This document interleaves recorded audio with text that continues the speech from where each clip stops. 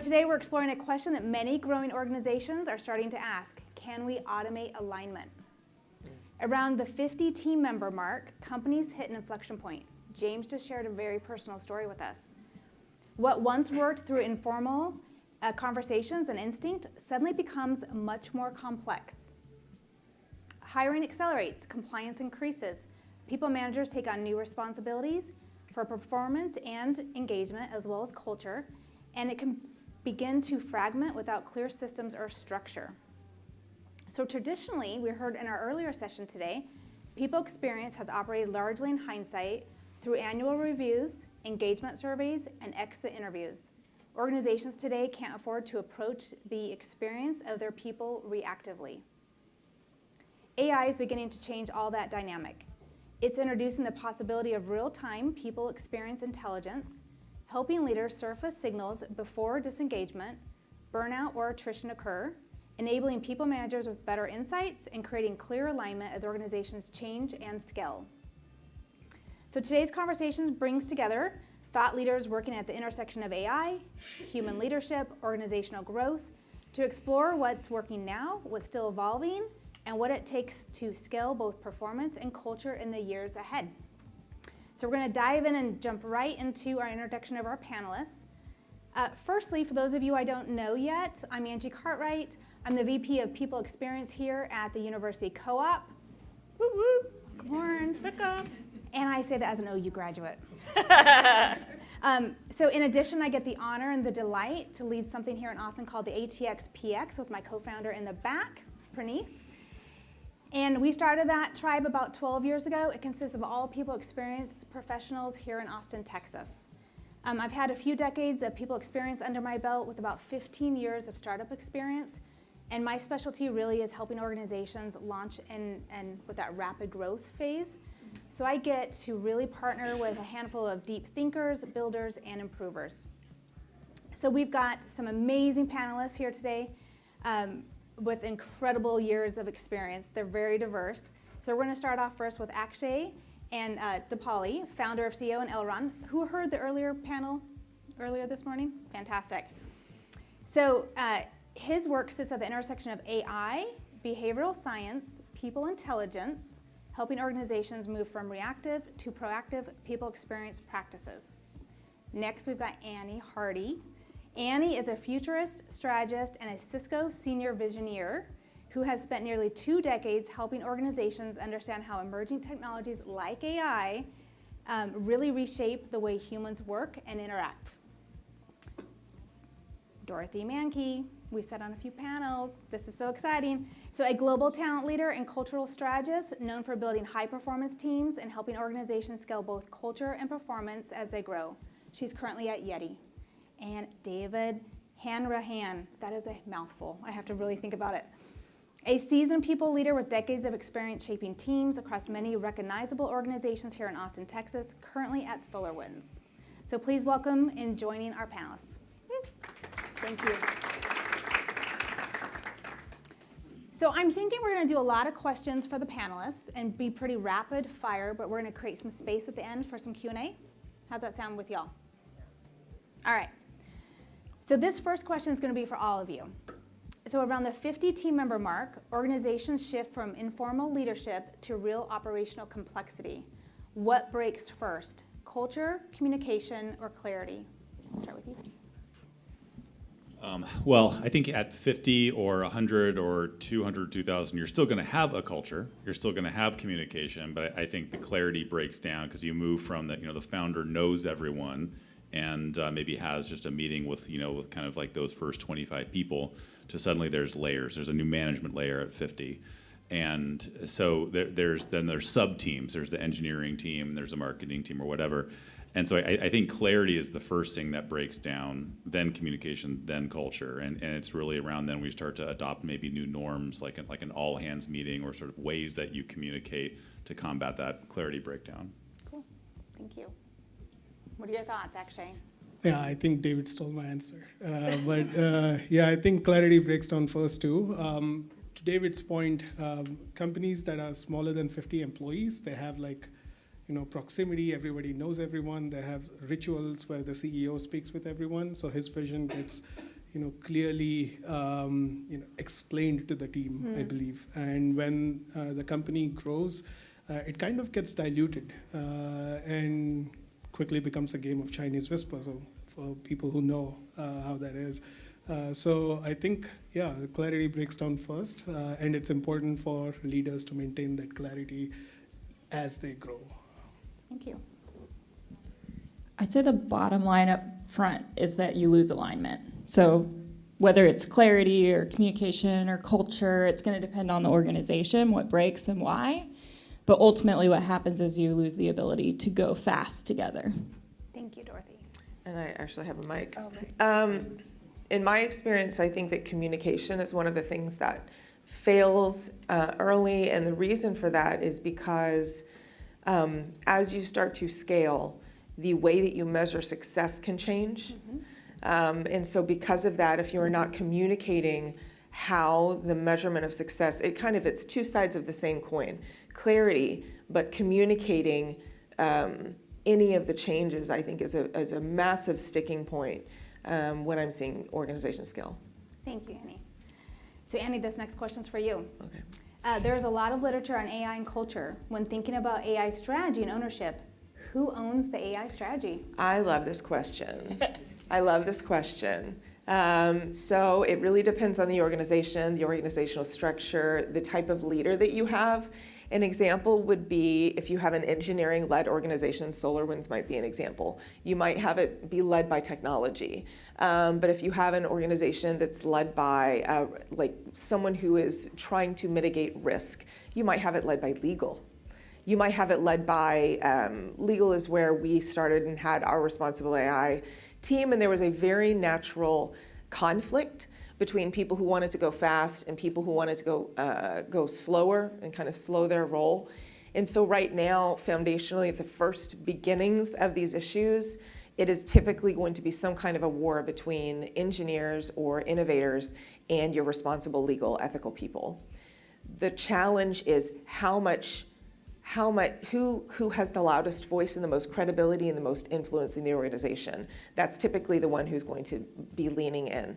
If you have a chief legal officer who has excellent standing, but also has a very strong relationship with your C-suite, then you're gonna have a better opportunity for responsible AI to kind of be what's led.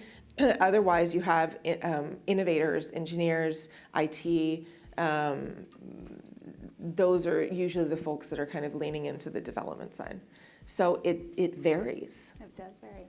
So I'm going to put you all on the spot, a little vulnerability moment. Who here, be brave enough to show a hand, do you know who owns the AI strategy at your own organizations? Who doesn't know? Who doesn't know who owns the AI strategy? Right? It's pretty amazing. It's awesome. All right. So Akshay, when you think about AI leverage in practice, where are you already seeing AI create real leverage for people leaders on the practical side? I think I spoke about this a little bit earlier. I think data aggregation. Every organization uses so many tools, but each tool has the data trapped inside of it. And they have so many nuggets and slivers of information. When you put together, it actually helps you make sense of the culture in the organization. So where AI can be used is to actually put all that together, make sense of the data, create strategies that can help you with the culture of the organization, the performance, to see how people are collaborating within teams. And I think that's important. That's being missed so far. But yeah, I think people are going to quickly realize, hey, that's the future. So the persona silo breakdown. Yes. Okay. And on the flip side, where does AI still fall short? I think AI falls short at the human component, and it should. So there are a few things that AI should never take over. It should never make decisions that make and break people's career. It should always be human-centric. So I have like a non-answer for you. So it is something that it's a conscious decision that people have to see that, hey, I work with AI. AI is not here to replace me. And yeah, that's where it should fall short. Thank you. All right, so David, how can AI help people managers become better coaches, supporting feedback, performance, recognizing patterns, and supporting growth and development without cultural implications? I'm going to seize on something Akshay was just talking about, the sort of the aggregation of information, but also not making or breaking people's careers. So a study published on a blog, I think it's called People Managing People, just in February. I don't know how it did this study, but you can look at this and critique it. They found that AI-generated performance feedback helped to improve employees' performance by 15%. That's the stat. And but only if the human didn't know it came from a machine. So the moment you know it comes from a machine, that breaks down. And so I think there's something here, like we just started adopting this, click this button and then it generates all this feedback for you managers to post in the performance review. And this makes sense in multiple different senses. The uncanny valley, or like if you're listening to music and you suddenly realize it was made by a machine, or if you're watching something on TV and it looks like a soccer game, it's not. It's a machine. Your trust or your interest in it goes down considerably. So I think the role of AI is to augment the human, to help their insight and their preparation, but to never replace it. And I think it goes to this idea of judgment. So if you're giving me performance feedback or you're coaching me, or there's something here, this is really foundational to my ability to succeed here or my longer term career, I need to know that you're owning it as a human. And it can help the human do it really well. And there's a trust element there. Love that. Can I add something to that? I think you said the word trust, absolutely critical. And what's happening from a communication standpoint is that leaders are throwing technology at people, but they're not explaining why, and they're not engendering trust. They're like, hey, you need to AI, hey, managers, do this thing. But again, we're going back to like the human-centered nature of people operations. We have to make sure that we are telling people what it is, what it means, because the trust that you talked about is absolutely critical. Love that. So that tees in really nicely to our next question for you. When we think about adoption, how do you provide that visibility internally for early adoption to build an AI-ready organization? Okay, so this goes back to clarity, it goes back to communication, it's about trust. Shadow AI thrives in the dark. It is thriving in the dark in your organizations. The way that you deal with shadow AI is you build a community and a culture of trust, that people are not going to get fired when they talk about how excited they are about the tools. Do people worry about getting fired? Do they worry about being penalized for being excited about the tools? So the way that we did this is I spun up a group called Generative AI Explorers. So I'd been doing predictive modeling and machine learning since like 2019 inside Cisco. And so everybody was talking about AI and they were super excited about ChatGPT. The legal people, the InfoSec people, everybody was terrified, right? They were like, oh my gosh, the risk is so massive. So I said, we can't not talk about it. Let's spin up a room. As a WebEx space, let's spin up a room. Let's get people to be engaged and get them to share what they're doing. We had a demo day. So we had 8 hours of demos where people either had their actual projects or they pitched ideas that they thought would be exciting about how to use large language models.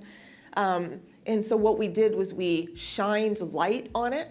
What that enabled us to do was actually create the first inventory of all of the shadow AI projects across Cisco that were using generative AI. Because what happens is when you have light and you shine light, you can get visibility. So if you're creating a culture of adoption of AI, if you're creating a culture of technology, moving people forward, building trust, building transparency is critical, and finding a way to make people understand we want you to innovate, we want to foster you, we don't want to block the innovation. That worked for us, and I highly recommend spinning up a room, seeing what happens. Put your legal people in the room. Yep. Put the attorney in the room. That's what I did. Shine the light on it. Shine the light on it. Love it. So Dorothy, how do you balance AI insights at the individual level without losing the sight of the team dynamics and the broader organizational alignment?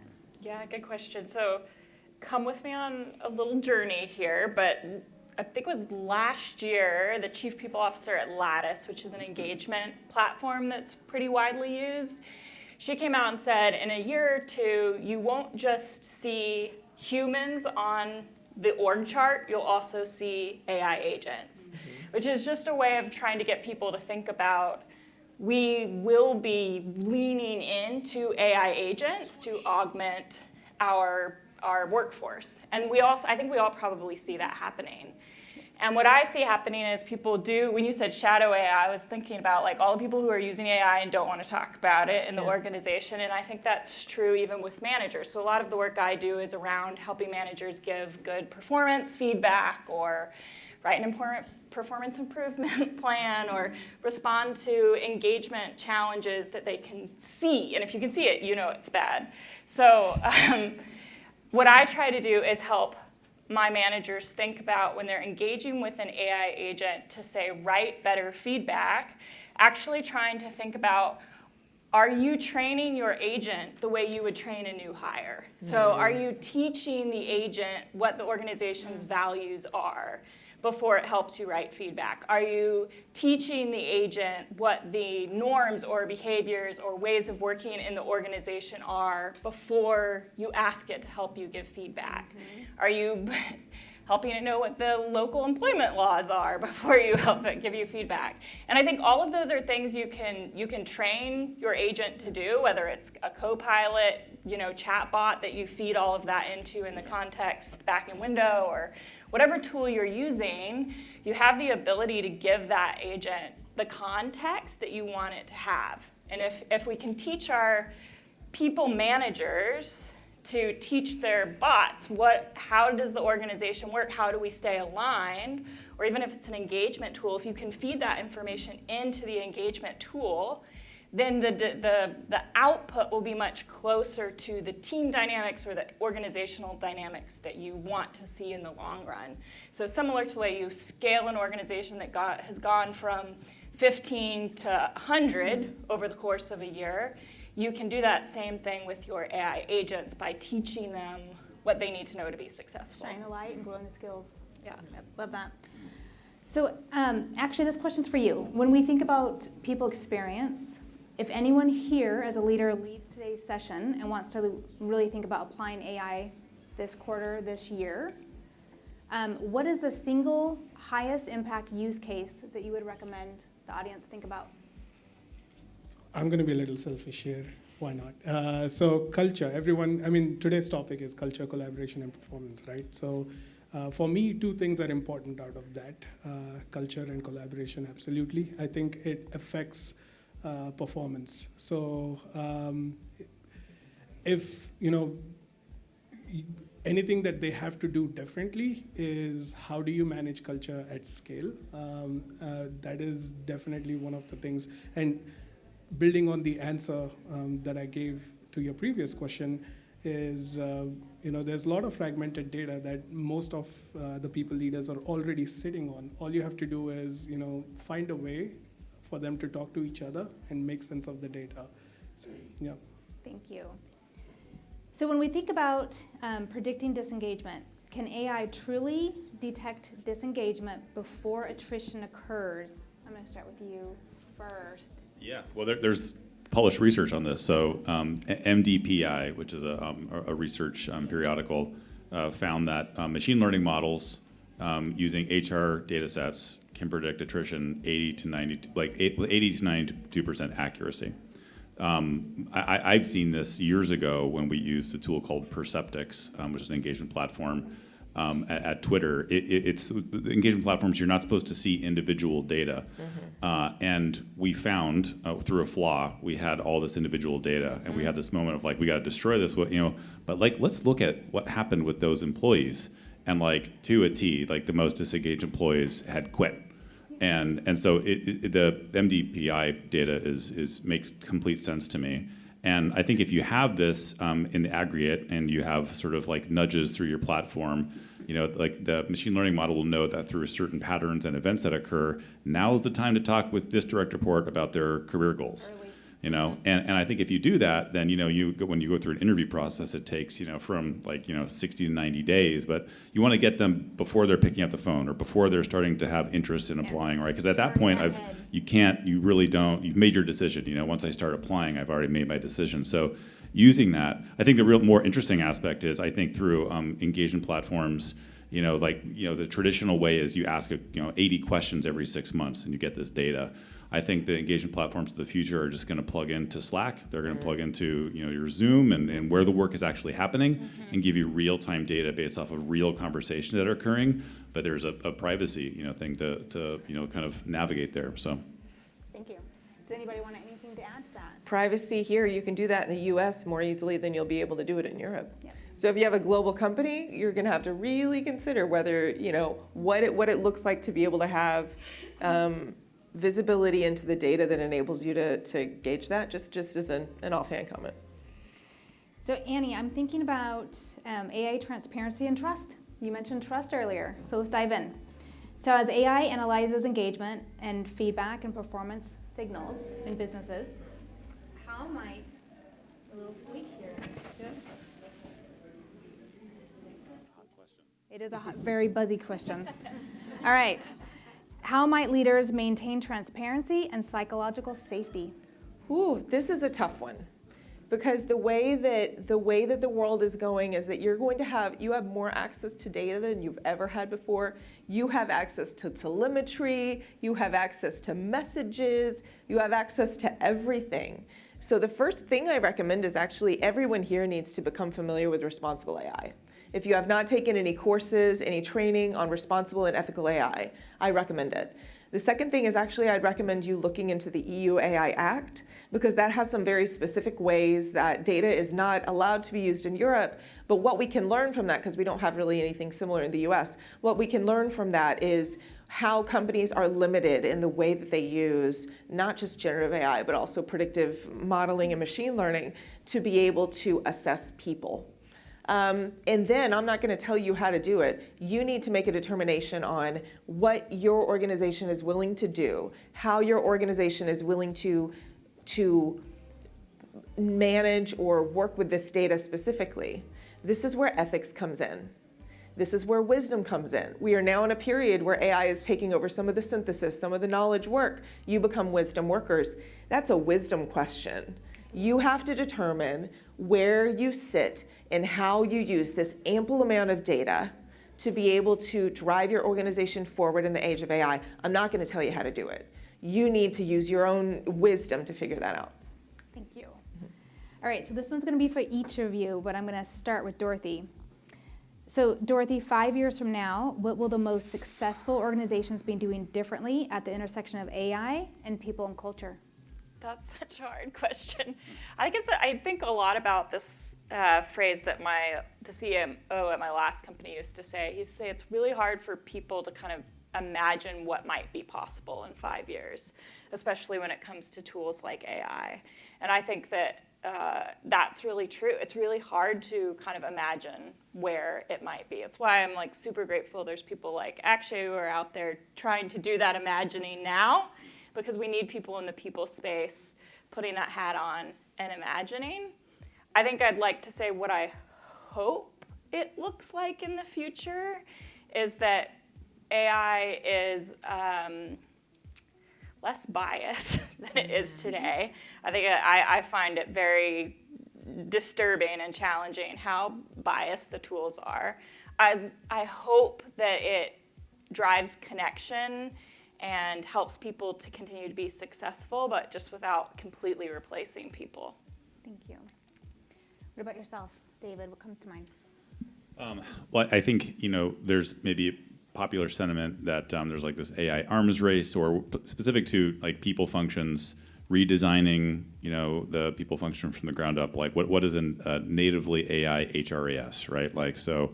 Will we just be asking the HRAS to do something in the future? And so I think those are all like popular questions and debates going on right now. But I'll just read a quote from on this idea of the intersection of AI and people and culture. Recent report from 12,000 European firms found that each additional percentage point spent on workforce training amplified AI's productivity gains by 5.9 points, more than double the return of investing in AI software alone. So this is the AI enablement. I think that we're probably like a lot of companies right now, we're just suddenly spending a lot of money. But how are we setting people up to succeed? How are you actually enabling people through the tools that you're purchasing? So Love that. So we think about raising awareness, that desire to get on and start playing with it and shining a light on it, how we start raising the skills, how we start measuring it, all these different components. Actually, what do you have to add to that? Wait, what was the question again? Yeah, so when we think about 5 years from now, what will the most successful organizations be doing differently? Yeah, I think one of the big things, I mean, based on what Dorothy said a few minutes ago, in the org chart, if AI is going to, be working with the humans, I think the performance reviews is going to change drastically. So it's kind of assumed already that you're going to, each employee is going to give at least a 20x output now. So the conversations are not going to be like, okay, what did you achieve last quarter or last year? It's like, we know what you can achieve, but how are you working with AI now? And that's something, I see changing drastically as we go. Yeah, I mean, that's the biggest change I see that's happening. So the utilization, the applying it for output. Yeah. That's what I hear you say. Annie, I'm sure you have a thought. What's surfacing? So to build off of actually what Dorothy said, she talked about being able to train agents on what's important. This goes back to wisdom. All of you are accountable for understanding what's important to your companies, for understanding what your rules are. And this happens with listening. And I think that leaders aren't doing a good enough job of listening to the people inside their companies to say, what's your workflow? Where are your sticking points? Can we map this out? And then what you have to do is you have to take that information and translate it into a format that can be ingested by agentic AI. Is it an MD file? Is it a text file? Is it a chart, an org chart, a flow chart? Is it an image? Is it a PDF? So I think that the companies that win are going to be the companies that listen. And so if you're not talking with your people in the people function to really understand and map out what those workflows are, I think you need to change. You need to go and listen to your team, build out the workflows, understand where the tribal knowledge is, start sketching it out, put it in a format that AI can consume, and then that's going to be able to accelerate you having those AI coworkers. Thank you. All right, we're still good on time? Little time check? Yeah. You all good if we ask a few more questions? All right, I see some heads nodding. We're going to ask a couple more. So this one gets into the people, process, and technology and data. So Akshay, where do organizations most commonly over-index when thinking about AI? I think automating just for the sake of it. It's in the policy to adopt AI, and they're just going to automate stuff that maybe need no automation. So again, going back to the role of people leaders, I think there is a certain stage that AI should stop and humans should take over.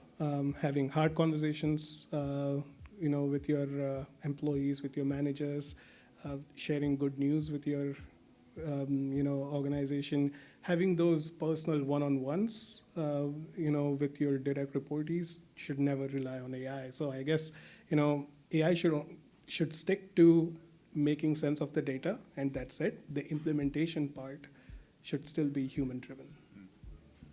Anything to add to that, David? No. Well said. Nothing to add. Right. Yeah, it's good pondering. Yeah. How many of us here in the audience have actually designed like actual GPTs and put things in place for workflows? Handful? Okay. How many of us have done some human-centered design to identify the symptoms in organizations from the root cause to identify possible workflows? I love that. Love it. Isn't this good news? That's great. Right? And you're not behind. If you're not doing it, it's not like you're behind. This is how you get ahead, right? This is how you get ahead. You're not like late if you haven't done that yet. Love it. All right, so David, if AI becomes the operating system for people insights, what becomes the new superpower for great people leaders? Well, so when we already talked about, not to belabor it, judgment, I think we can all sort of grasp this idea of expertise as a people leader suddenly, kind of not being the same as it once was relative to the information of, kind of at your fingertips, but also the synthesis of very complicated information at your fingertips. But I might have all the information, and the AI-generated insights on org design or compensation for my team, or performance of my team, or these candidates that are before me. But all the important decisions, I'm still going to have to use really good judgment. So maybe the spotlight shines even greater on people leaders who are using good judgment versus bad judgment, because you have this information at your fingertips. And then the other one, though, is on information at your fingertips, curiosity, right? And so people lived next to a library 50 years ago. That doesn't mean that they suddenly became brilliant. We had the internet suddenly at our fingertips 30 years ago, but there was wide variances in terms of what people did with that information. And the same thing will be true of enterprise AI insights, about your company. And what you do with it is really going to rest on your own curiosity. I can't feed this information into you. You're still going to have to be curious to actually understand it and parse it in different ways. So I'm hearing really curiosity with that growth mindset, not that fixed. Yeah. All right, I'm going to pause for a moment and make sure I don't squeal, and open up for some questions from the audience before we move to close. Yes? Have any of you taken advantage of AI agents to help with those that need to be within your organization before maybe a rec is sent out to find those individuals that may have not applied? Just curious. It's interesting. That's when you're trying to keep community and culture within your organization, that if there is an AI agent that's seeing someone that's excelling, but they're not being Brought in as a champion or steward to help. Exactly, and light's not being on them correctly. Yep. Now that AI can maybe help the benefit of those management leaders with all of the different Becoming influencers under the roof. Yeah, absolutely. So are you asking the agent identified who those people are? Correct. Yeah, most of the work in my organization is manual, because people are raising their voices. They're saying, I'm excited about this, what am I doing? And they're expressing to their managers. But you could do it if you have a good feedback process and you have your growth mindset, you have that growth tracked. You could identify people en masse at scale who would be very interested in becoming those ambassadors. I have personally employed agents to fill a headcount that we didn't get refilled. So teams are lean, stuff happens, and we can't rehire. That becomes urgent because a team is so lean, they don't have the capacity. That for me was top level. So I'm currently building an agent to be able to deploy to offset the loss of someone we're not going to be able to rehire. They're like, AI can do that. And I'm like, okay, well, we got to make AI do it then. But that is a way. Yeah, that's awesome. Let's try it. Yeah. Right? It becomes a prototype. It is. Let's try it. Let's see what happens. And then I get to be the ambassador to take people with me. Yeah. All right. What other questions do we have in the audience or thoughts? Yes. Does this put any of all you guys? Thank you so much for this insight. I can't tell you how much I learned today. But does this put the sharks, the minnows, and the whales in any particular competitive advantage for AI adoption? Like the smaller companies that are nimble, where the senior leadership still has direct communication with their employees and they understand what everybody does, versus the giant organizations that can throw a ton of L&D at it, and or is it really not that simple? I think it is probably complicated, but I think we're absolutely about to see an explosion of AI-enabled startups that can come in and do the same thing that an organization is doing with 30, 40, 50 people, but with 3. In fact, I would say I saw that at my last organization. We had a competitor I assume was using AI to do a lot of their work, and they came in. They appeared to have about 5 to 11 people. We had about 120, and they were outselling us, outbuilding us. So I do think that there is a future that we're probably already in, where some of those really small AI-enabled organizations are gonna eat your lunch. So I will share there is a podcast. Any listeners of Moonshots here today? If not, take a listen. It's fascinating on AI. These are futurists who talk about entrepreneurs who are essentially employing and building the AI agents, and they call them their team members. And so it is definitely happening. They say we're gonna have the first 1 employee unicorn. Yep. That all they have is they build it, they have a team of agents, and they are a $1 billion company. There's already one with just 1 employee, and they're doing like 11 million in annual revenue. So Dude. I want to be that person. I want to see it all for myself. And then use it in Democratization. Mac Minis. But yeah, Yep, this is amazing. Leo, you've got a question.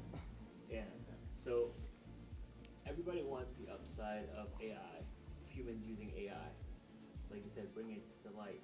But when you bring stuff to light, not everything's the upside. You got some downside, you got some risk, where you're like, holy shit, you're doing it. True. Right?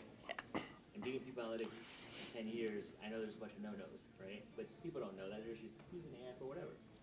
So how does your organization prepare for that? How do you showcase this is what happens when you get something that's risky? Because those examples are what's going to model behavior for the rest of the employees. So how do you handle that? I think we did a pretty good job at this at my last organization, where we did a lot of what you said. So we had AI champions. We brought the work to light. We said, we want people to experiment, but you have to submit your experiments. And here's the form to submit your experiments. It was a smaller organization, so we could have someone actually review the experiments and say risk here, risk there. And then we also did about a 12-week-long training kind of boot camp for everybody. We said everybody's required to attend, and we basically just taught them the basics of AI, like what is an LLM? What do you need to be aware of? Where does risk show up? How are LLMs trained? Like basically just trying to get people to understand the basics so that they could be on the lookout for the places where there was risk and start to just showcase where the risk is so that you're empowering all of your employees the way you might with a safety program to be the safety advocate, to know what to be on the lookout for. And we utilized people like you in our organization who have that knowledge and have been doing it for so long that they can clearly articulate what to look out for in an organization. So I think when you bring people together and you say how to create like a task force or a tiger force to kind of go after it, and you have the right people at the table, then you can kind of bring everybody else along and empower them to be the ones looking out for. So really empowerment, shining the light, the psychological safety to play and trial and error and make mistakes and learn from them. And really driving that growth mindset. I think there's also an aspect here. So when you talk about the downsides, tell me what you see as some of those downsides. One is a lot of the use of PII. I've been in organizations where they'll have like an ERG collecting data on their own teams, right? And so they may use AI to do some expansion on some of them, things like that. But I'll give you a really minor example that I see is people don't like AI emails, but then they also don't want emails that have mistakes and this and that. And so what you're doing is you just want the center. You're modeling behavior that demands the center, but what you're really looking for is you want the top outlier of that performance, right? It removes the flaws of the organic nature of communication. It simplifies things, but it takes the human out of it. Right, you're basically pushing everybody to the middle, and then you get middle. That's what you get. Yeah. So then people are complaining about this, and like, well, if you're not willing to accept grammar mistakes or punctuation or whatever it is, then how are you ever going to reap the rewards at volume of like these outstanding emails? So I'll be honest that in our organization, I know who uses AI in their communications with me. Yeah, a lot of people. And what it does is if they are so clearly using AI that it's not improving what they've done, it's completely changing what they've done. In my mind, I'm just like, man, you could have made that a little bit better. Like it's coming directly from a bot. It's complete. It's lost all the humanity and whatever that comment was. You even use like the formatting. It's just copying the format from our AI and the dash, the end dash. Right. And what's happening in the industry is actually organic content has increased in value. User-generated research that's not synthetic user research has increased in value. There are companies that are calling their content acoustic, which is a new term they've used to say it's organically generated content. So you're having a counter movement to the robotic nature of some of the what you're talking about, you're going to see more of that counter movement happen, where people are going to value. I actually was writing a blog post the other day, or I posted on LinkedIn, and I looked back and I had an error because I wrote the whole thing myself. Wow. And I had an error. No way. And I seriously was like, do I just leave it? Do I just leave it? Do I just leave it because it's human or not? So I think these are the right questions to ask and kind of wrestle with. And I think we're going to see more value put. I mean, we're in a great space right here. Y'all are people. It's good. We can't replace that. What we need is that humanity. So how do we do it? And that's where that ethics, that responsible AI, all of that comes in. Thank you. So I want to make sure that you all know that you can reach out to any of the panelists on LinkedIn and think about any of the percolating questions that you have. And we're going to have some post social media. So please let these questions percolate. We will all reply. So what you don't get asked and answered today, it doesn't end here.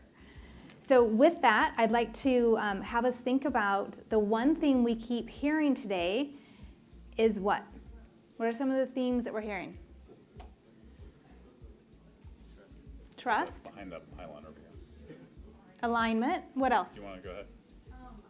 I feel like the biggest thing that I'm so refreshed to hear is that we're all kind of in the same boat of we want AI, we like this, it is helping us, but we really don't want it to replace humans. And we really do want to still have these human connections. And I just have to say, like, I'm so bolstered by this because I think before coming into this, I was like, oh, everyone's gonna be so obsessed with AI, they just want it no matter what the cost. But everyone is kind of saying the same thing, like we can't replace humans with it. That's awesome. Thank you. Yeah, agreed. So the future of people experience isn't about choosing between technology, people, and culture. It's about how they work together and how they partner together. AI can surface patterns, data can guide decisions, processes can create structure. It's human leadership that turns those insights into meaning, trust, and momentum. Throughout technology and today's conversation, we've explored what AI is already creating leverage for people leaders and where it still does fall short. It's a responsibility of leaders to carry forward and begin utilizing this technology to surface signals about engagement, culture, and performance. So the organizations that will thrive in the years ahead won't be the ones that automate culture. They will be the ones that use intelligence to scale intentionally. When founders, managers, people experience leaders, and AI platforms partner together on the same frequency, I love that term, y'all. Organizations gain more than just better data. They gain clarity and alignment. Alignment across individual contribution, team collaboration, and organizational performance and their purpose. Why do they exist? When that alignment is right, feedback flows more continuously, managers feel supported, and team members do feel seen and belong. They're part of that infrastructure that the organization has, not an afterthought. So the opportunity ahead isn't just smarter people experience tools, it's better alignment between people, platforms, and purpose. When that alignment happens, organizations don't lose their humanity, they scale it and they strengthen it. So I'm going to take a minute and say thank you all to all of your questions that you all have and for coming here today to join and to learn together. And please join me in thanking our wonderful panelists.